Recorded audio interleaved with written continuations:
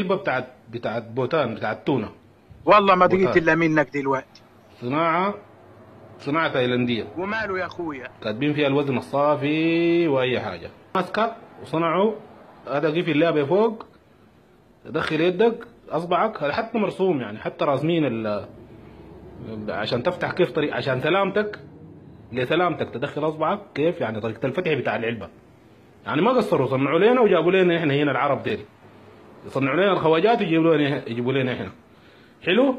يلا شوف، دي صناعه 100 لكن عليك دينكم وايمانكم، عليك دينكم وايمانكم. شوفوا الغبي ده فاتحه من وين يا اخي، نعل ابوك لا ابو اللي علمك لا ابو. طيب يا اخويا ما تزعلش نفسك.